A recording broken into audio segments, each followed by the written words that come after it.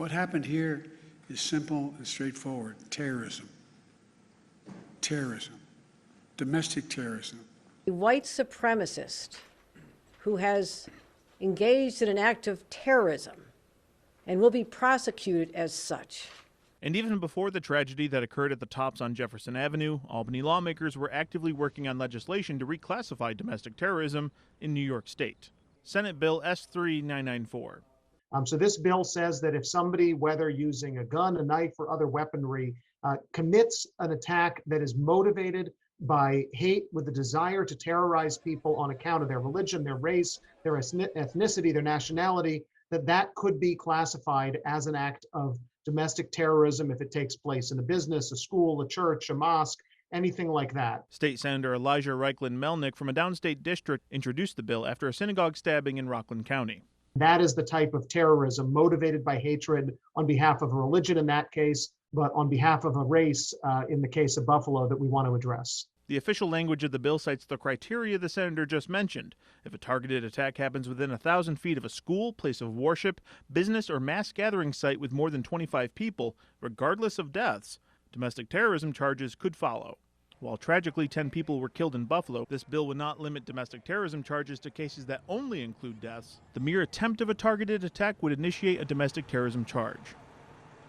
So domestic terrorism is certainly a charge that can carry additional penalties and has you know, it's a tougher charge than you'd be able to get with some of the other ones. Any law that makes my job easier, quite frankly, is very helpful. But as Erie County District Attorney John Flynn says, there's already laws on the books he's able to use. Right now, entitled Domestic Terrorism Motivated by Hate.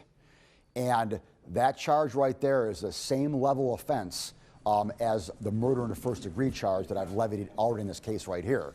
That's a Class A1 felony. It doesn't get any higher than that, and that is life without parole. Now a jury would have to face whether or not the individual intended to attack a specific group.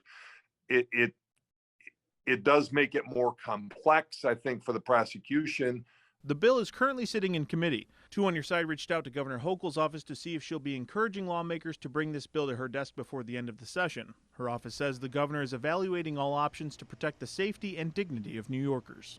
It's not a guarantee that we could prevent any attacks necessarily, but just as we have with many laws on the books, we want to make sure that people that commit evil and hateful acts pay the full consequence of their action, and that New York State makes it very clear that murder because of somebody's race is terrorism. It's not just murder. This was not done simply to kill those 10 people. It was done to terrorize the Black community of Buffalo, New York, and the United States. And we need to define it for what it is.